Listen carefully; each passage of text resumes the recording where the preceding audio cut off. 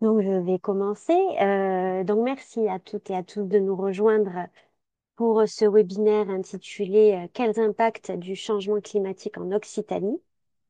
Comme vous le savez, donc ce webinaire est proposé par le Club de la presse Occitanie, mais aussi par l'association Expertise Climat, qui est partenaire du club dans tous les événements et ateliers qu'on organise pour la transition sociétale et environnementale. C'est un volet que le club développe depuis cette année. Donc, je laisse maintenant la parole à la co-directrice d'expertise climat, Claire Pelletier, qui va vous présenter plus en détail ce webinaire. C'est à toi, Claire. Merci Nina. Oui, bonjour à toutes et à tous. Merci de nous avoir rejoints pour ce webinaire qu'on propose effectivement Expertise Climat en partenariat avec le Club de la presse Occitanie. Juste quelques mots sur notre association Expertise Climat, car vous ne nous connaissez vraisemblablement pas encore. Expertise Climat, c'est une association loi 1901 qui est financée par la philanthropie et qui a pour mission de rapprocher les journalistes et les chercheurs pour qu'ils collaborent plus facilement ensemble sur tous les enjeux environnementaux. Donc jusque-là, on a travaillé essentiellement à l'échelle nationale en créant un réseau de journalistes et de chercheurs à l'échelle nationale donc. Et on décline désormais ce projet, cette démarche à l'échelle des territoires et notamment en Occitanie, sous la coordination de Sarah qui est avec moi aujourd'hui, Sarah Barnéou. Et donc, ce webinaire, aujourd'hui, il inaugure une série de webinaires que nous voulons mener effectivement tout au long de l'année 2025 sur les grands enjeux environnementaux de la région, pour vous, journalistes et communicants en Occitanie.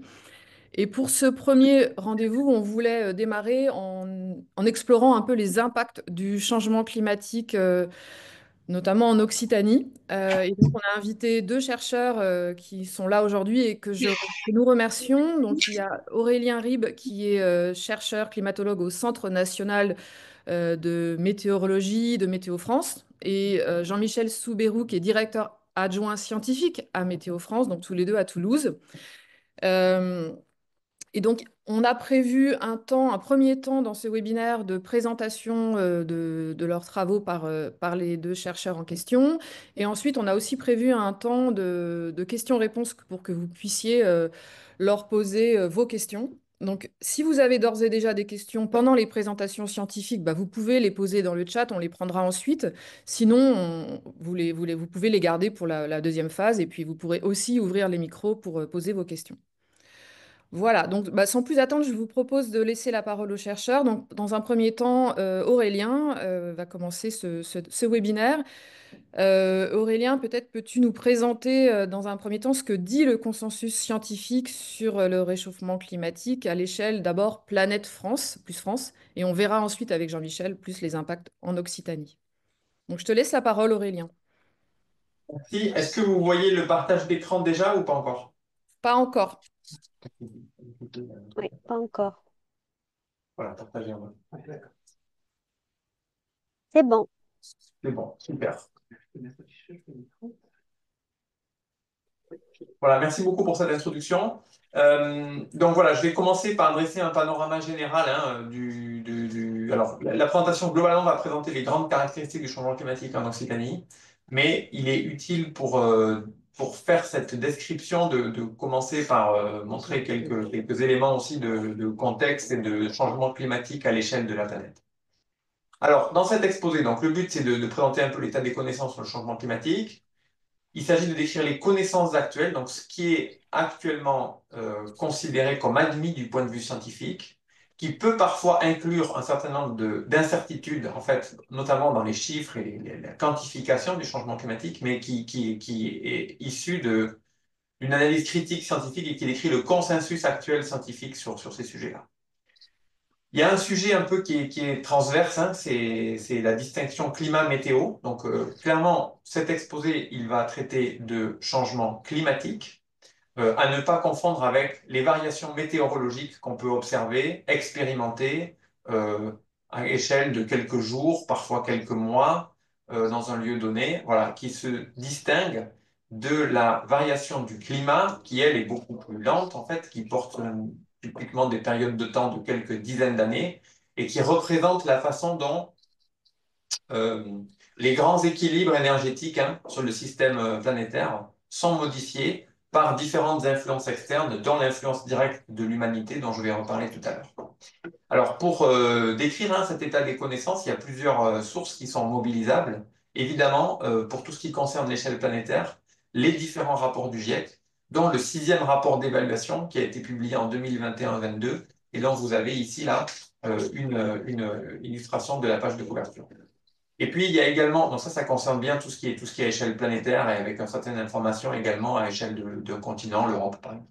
Et puis, il y a également un certain nombre de rapports hein, produits par Météo France qui décrivent plus précisément les caractéristiques du changement climatique en France. Il y en a eu différents hein, au cours des derniers 10 ans, je dirais. Il y en a eu deux publiés récemment, qui sont dans les pages de couverture sont montrées ici, sur la TRAC, la trajectoire de référence pour l'adaptation au changement climatique, dont je vais reparler un petit peu plus loin. Voilà, et qui peuvent servir donc de ressources aussi hein, sur tous ces sujets-là. Alors, le premier point concerne un point sur là où on en est aujourd'hui du réchauffement climatique, le réchauffement passé et présent. Alors, d'abord avec un constat à échelle planétaire d'un réchauffement qui se développe, je dirais, et qui est représenté sur ce graphique ici, depuis 1850, hein, qu'on prend souvent comme référence, donc le milieu du 19e siècle, qu'on prend souvent comme référence d'un climat peu perturbé par l'humanité jusqu'à le dernier point ici qui est 2023, et dans lequel vous pouvez voir donc une période au début de stabilité relative, une première période de hausse au début du XXe siècle, et puis une période beaucoup plus marquée de hausse depuis en gros le milieu du XXe siècle, jusqu'à une valeur qui était record en 2023 et qui a été de nouveau battue en 2024 de température planétaire. Donc en moyenne sur la décennie 2011-2020, comparé à la période de référence qui est la fin du 19e siècle, le climat en moyenne planétaire s'est réchauffé de 1,1 degré. Et ce chiffre, en fait, pardon, j'entends quelqu'un parler. Non, c'était sans doute pas volontaire. Oui, n'oubliez pas de couper vos micros, s'il vous plaît. 1,1 degré. Quand on estime là où on en est en 2023 du réchauffement, en l'occurrence du réchauffement anthropique, ça veut dire imputable, la conséquence directe des activités humaines, la dernière étude publiée qui fait cette évaluation trouve en 2023 un réchauffement de 1,3 degré, avec une tendance donc à la hausse hein, qui se poursuit. La quasi-totalité de ce réchauffement est anthropique. C'est illustré par cette graphique et de nouveau issu du dernier rapport du GIEC. Pour 1,1 degré de réchauffement observé, vous avez, donc ça c'est en gris la barre, le réchauffement observé. En rouge ici, la part imputable aux activités humaines, c'est 1,1 degré. On a au mieux quelques centièmes d'écart entre ce qui est observé et ce qui est dû à l'homme, ce qui signifie que la quasi-totalité du réchauffement observé est d'origine, est liée à l'influence humaine sur le climat. Maintenant, si on regarde les chiffres sur la France, alors sur la France, on a un réchauffement en moyenne sur la derniers 10 ans, donc 2014-2023, par rapport à une référence qui est au début du XXe siècle, un réchauffement estimé à 2,1 degrés, plutôt observé, hein, ça c'est la valeur observée. Et on estime qu'une part très très majoritaire hein, de ce réchauffement, à peu près 1,7 degré si on prend cette période-là, est imputable à l'activité humaine, un peu de façon comparable à ce qui est observé en global. Ça, c'est le graphique pour la France, hein, ici. Alors, je n'ai pas expliqué en détail, mais depuis 1900 jusqu'en 2023, à nouveau, vous avez chaque année en moyenne sur la France avec une référence qui se situe ici sur la période 1981-2010. Et puis, vous avez ici la valeur pour Toulouse. Et vous pouvez constater qu'à échelle de Toulouse, en fait, le constat, il est très similaire avec des valeurs de réchauffement qui sont proches. Et si on avait cherché à donner un chiffre ici pour l'Occitanie, on aurait eu le même chiffre qu'en moyenne France.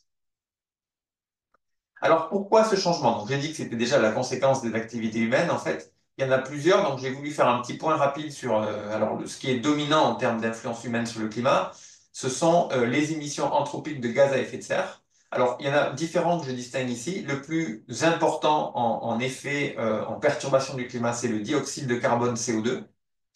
Il y a également le méthane, CH4, le protoxyde d'azote, N2O, et un certain nombre d'autres espèces chimiques qui contribuent à renforcer l'effet de serre et qui sont les produits en fait de différentes activités humaines.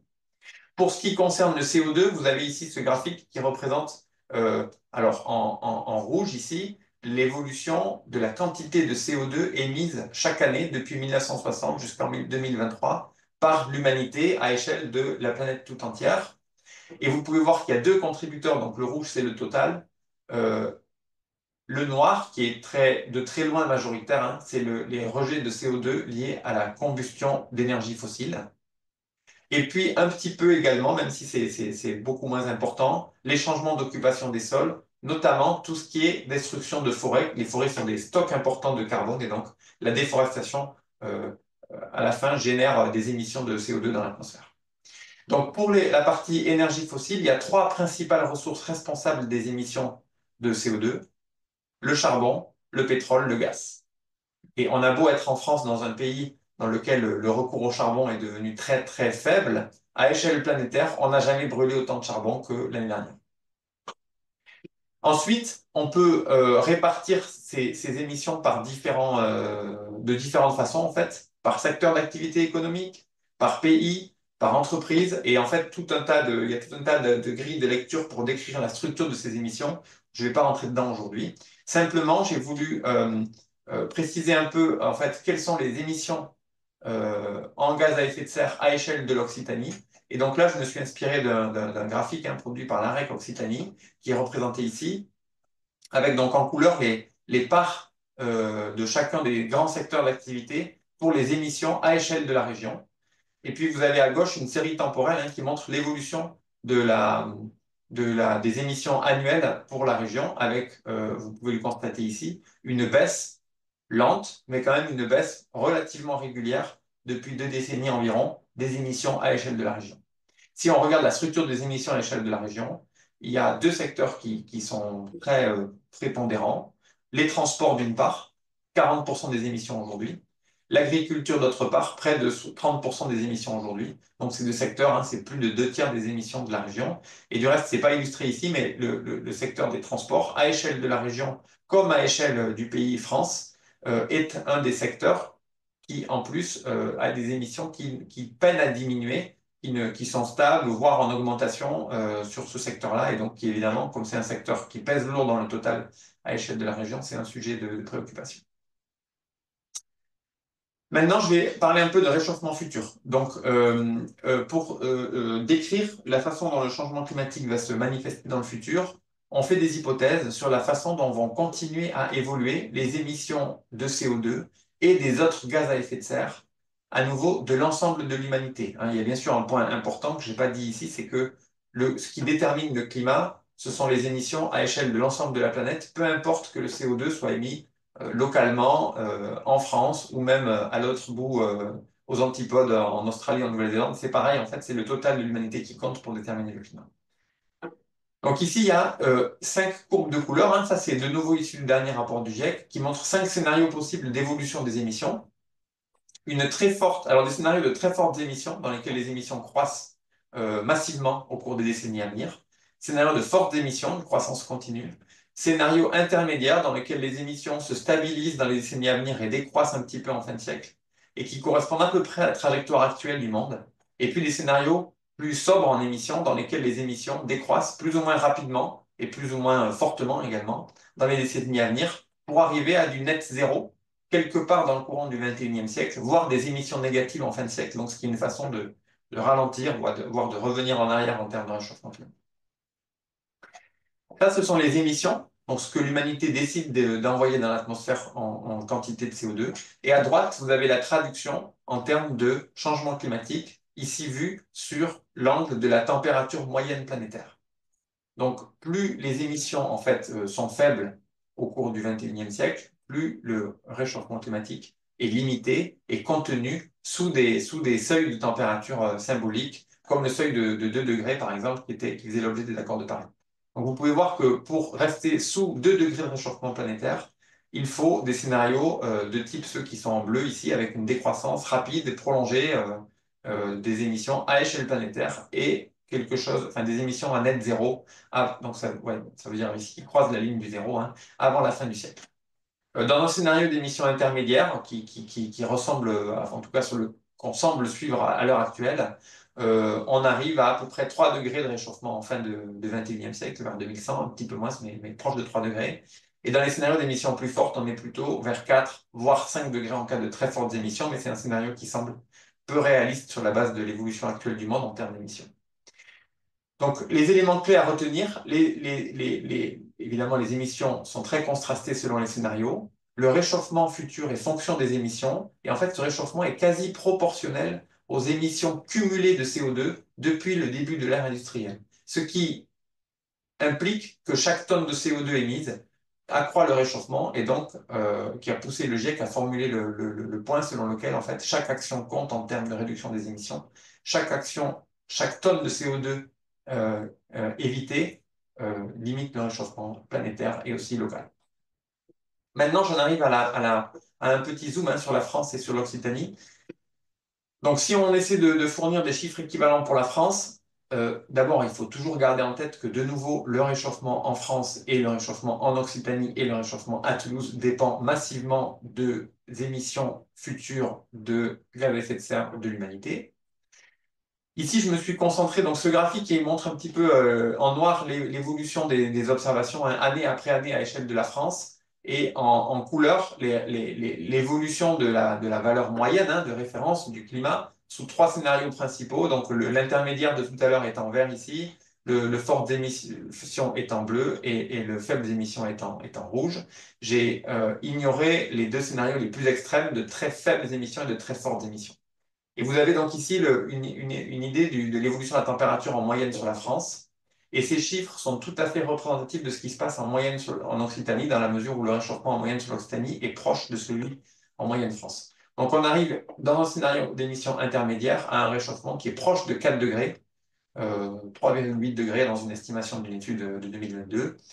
Pour la France métropolitaine, et à nouveau, c'est un chiffre qui s'applique pour l'Occitanie.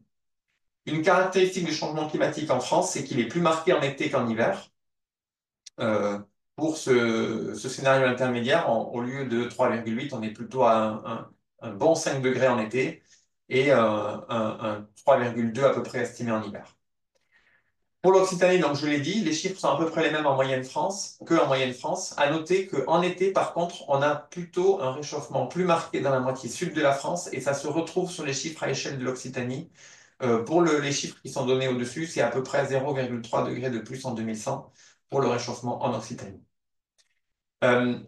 Pour la déclinaison donc régionale de tous ces indicateurs, de tous ces chiffres, récemment, nous avons produit un certain nombre de diagnostics qui correspondent à la trajectoire de référence pour l'adaptation au changement climatique. Et du reste, il est utile ici de préciser cette trajectoire.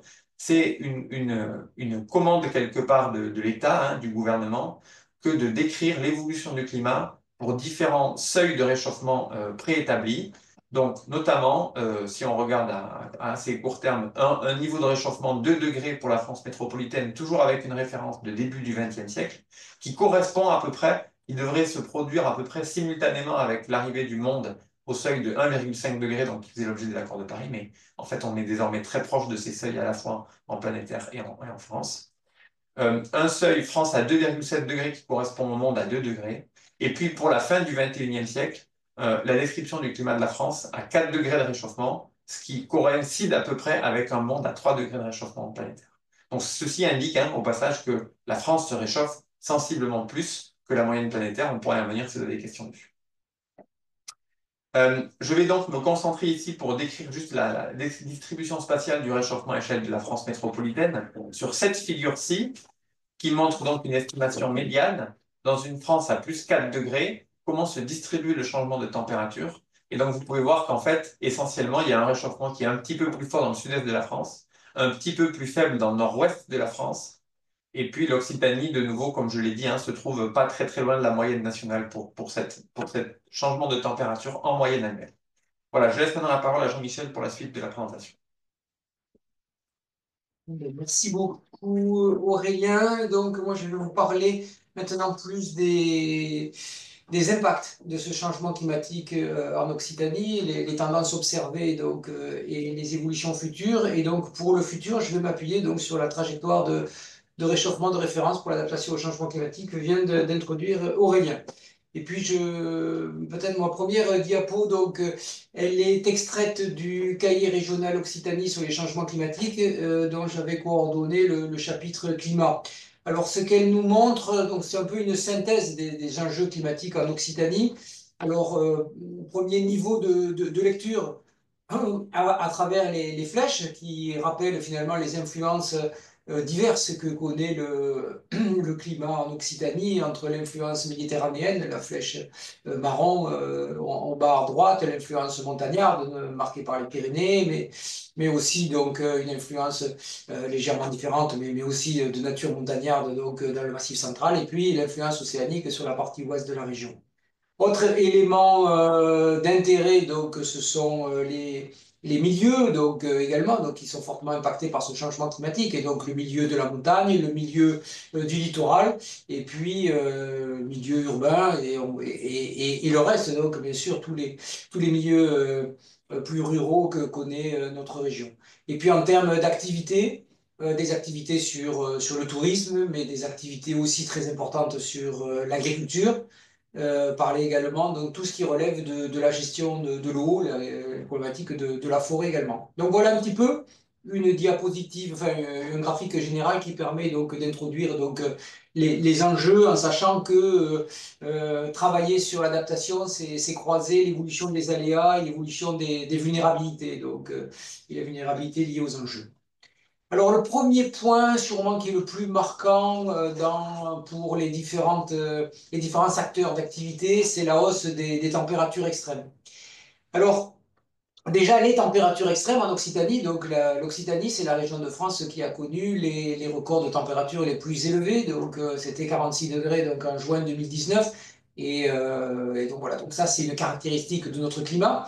Mais par contre, donc les vagues de chaleur en Occitanie, comme ailleurs en France, mais en Occitanie particulièrement, donc elles sont en très nette augmentation, et donc c'est le graphique que vous voyez donc en haut à droite, où chaque événement de vague de chaleur est symbolisé par une bulle plus ou moins grosse en fonction de la sévérité de l'événement. Et puis vous avez un abscisse les années, et donc au fur et à mesure que les années passent, ces événements donc se répètent. Et avec encore donc 3 événements au cours de l'été 2024. Alors, en climat futur, donc, ben, ces tendances vont s'accentuer. Aurélien a parlé en plus d'un réchauffement qui était plus marqué en été qu'en hiver. Donc, voilà, donc tout ça, ça conduit à avoir une multiplication. Alors, par exemple, des journées caniculaires, donc celles où on dépasse le seuil des 35 degrés. Donc, c'est la carte donc, qui est en bas à gauche. Et donc, c'était des événements qui étaient encore assez ponctuels dans le climat récent, on va dire. Donc, c'est sûr qu'en 2022, on en avait eu un avant-goût. Mais donc, voilà, dans une France donc, à 4 degrés, c'est l'horizon d'adaptation 2100 de la traque. Donc, ça devient quelque chose d'assez banal en été, avec 18 jours en moyenne donc, sur la région et beaucoup plus donc, dans la basse vallée du Rhône. Alors, les chiffres qui sont marqués en crochet, c'est des estimations minimales et maximales, donc à travers, donc à partir des simulations que l'on utilise pour caractériser ce climat de la traque et qui s'appuie sur 17 simulations nous permettant donc de couvrir les incertitudes. Donc ça pourrait être aussi un sujet sur lequel on pourra revenir par la suite. Le nombre de nuits chaudes, donc là aussi des événements qui concernaient principalement le littoral méditerranéen et qui vont se généraliser en été dans la région et notamment donc qui vont gagner beaucoup sur l'aire urbaine de Toulouse, fortement avec une population importante. Donc on aura 42 nuits en moyenne donc dans ce climat-là et près d'une centaine sur le littoral méditerranéen. Alors parmi les,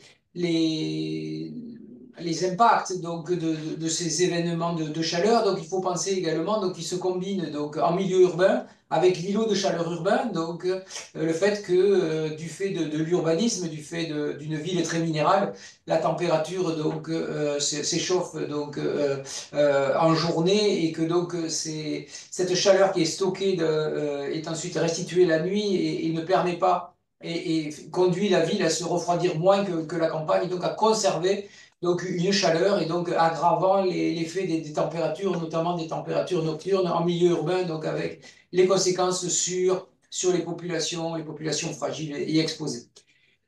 Parmi donc les impacts aussi donc très importants de ces températures donc extrêmes, donc il y a toutes les productions agricoles très importantes donc en région Occitanie, et donc j'illustrais là le risque d'échaudage par exemple donc pour les céréales. C'est le graphique en bas à droite donc qui augmente fortement. Donc là le risque il est considéré sur la période mai-juin je crois, et c'est donc voilà, dépasser des températures de 25 degrés assez tôt dans la saison, et on voit que ce risque augmente fortement. Il y a des risques également liés aux fortes températures pour l'élevage, donc pour le bien-être animal de manière générale. Alors, un autre point essentiel sur les évolutions climatiques en Occitanie, c'est la ressource en eau. Donc, cette ressource en eau, elle est déjà en baisse dans le climat d'aujourd'hui, et on peut le matérialiser de différentes façons à travers donc une estimation de l'humidité des sols. Et donc, c'est le graphique donc qui est à gauche et qui s'appuie sur l'application climat HD de Météo France, dans lequel vous retrouvez des diagnostics régionaux présents, futurs et des messages sur ces changements. Et on voit donc que entre la période 61-90 et puis 91-2020, sur une différence de 30 ans, on voit que la ligne verte est systématiquement en dessous de la ligne orange qui montre donc qu'on a le sol qui s'assèche à pratiquement toutes les périodes de l'année, hein. Et puis, si on le regarde donc en termes d'événements de sécheresse, et donc là, alors je crois que je dois être sur la partie Languedoc-Roussillon, donc chaque année, donc on voit le pourcentage de la région qui a été en sécheresse, et depuis les années 60. Et donc, on remarque tout de suite donc les 2 années qui sortent vraiment du reste donc de la climatologie, c'est 2022 et 2023, qui ont été successivement donc les 2 années les plus sèches pour cette région-là. Et puis on voit donc une augmentation très régulière donc, de la tendance donc, qui est basée sur une moyenne sur 10 ans, et ça a été multiplié par 3 la fréquence des sécheresses des sols sur la région. Une autre façon de considérer une autre composante de la ressource en eau, ce sont les débits. Donc là, ce sont des graphiques qui viennent de l'INRAE, et les débits sont en baisse très sensible, le débit moyen annuel sur l'ensemble de la région. Et voilà, c'est des choses qu'on retrouverait aussi particulièrement pour les débits d'été, donc ce qu'on appelle les étiages.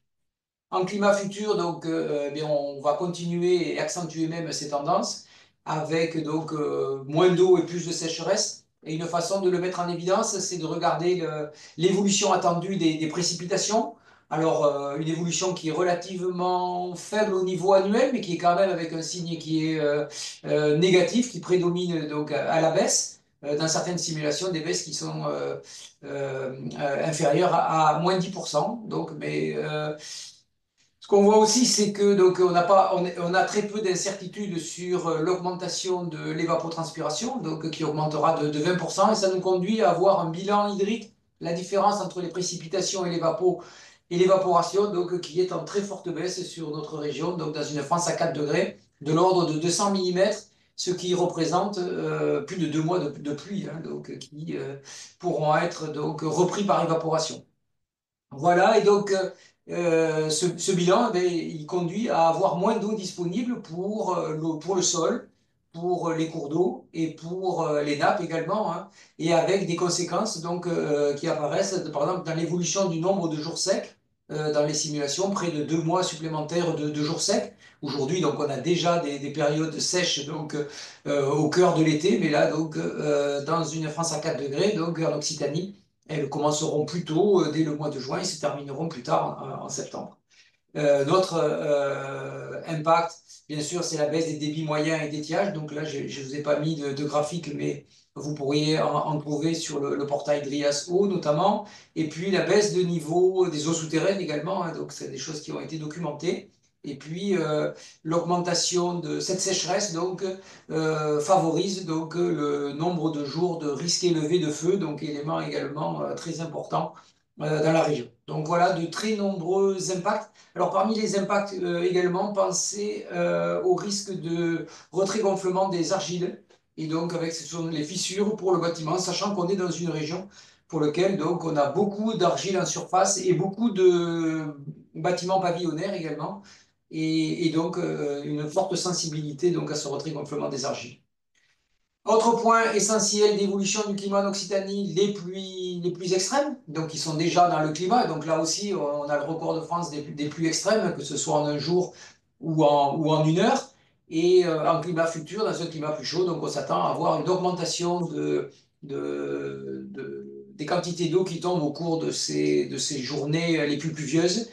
Et voilà, donc c'est déjà quelque chose que l'on observe sur l'arc méditerranéen.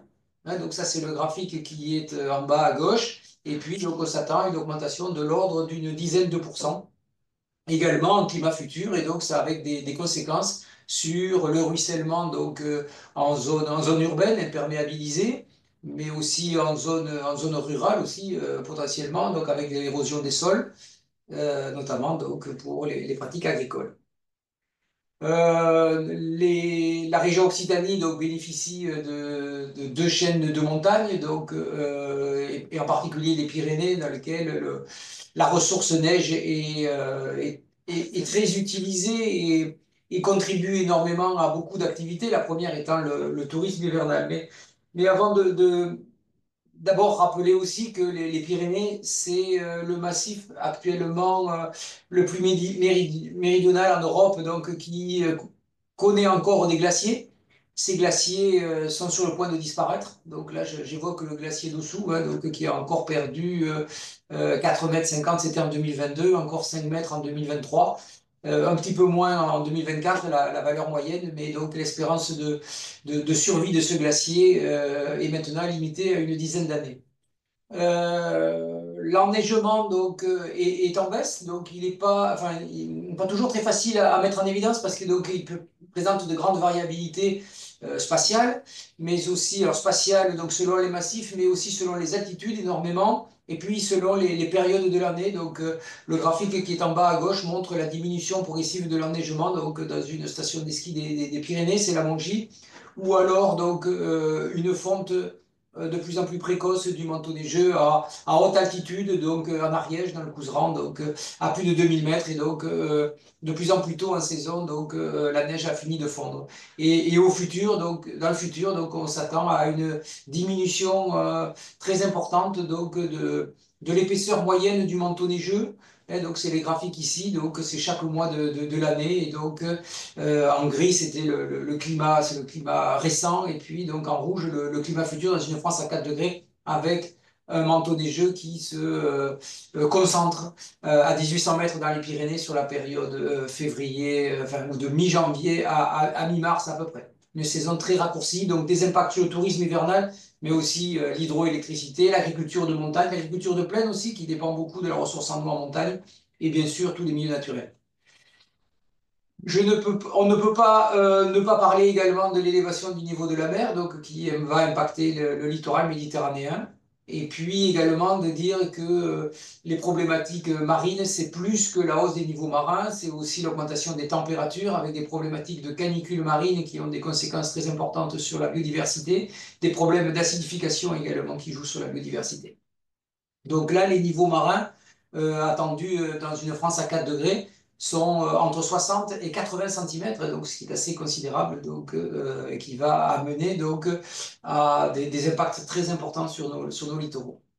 Je voudrais terminer donc, cette présentation donc, pour dire que pour organismes scientifiques comme Météo France, l'idée n'est pas de s'arrêter donc à la connaissance, même si elle est bien sûr très importante, mais c'est de mettre à disposition donc l'information selon des indicateurs qui soient interprétables par les acteurs de l'adaptation, mis à disposition à travers des services climatiques et croisant les vulnérabilités pour orienter sur les actions d'adaptation, et donc avec aujourd'hui une mobilisation qui est assez importante des acteurs publics et privés dans le cadre du nouveau plan national d'adaptation au changement climatique.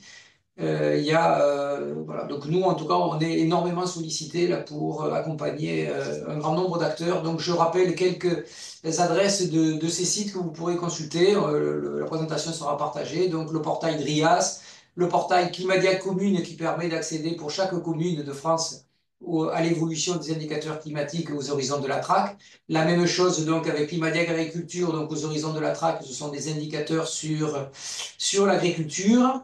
Des services pour les collectivités sur l'évolution de l'îlot de chaleur urbain, et puis un service ClimSnow pour l'adaptation des stations de ski pour anticiper donc la diminution, la disparition du manteau neigeux selon les altitudes. Voilà, donc écoutez, on est à votre disposition si vous avez des questions.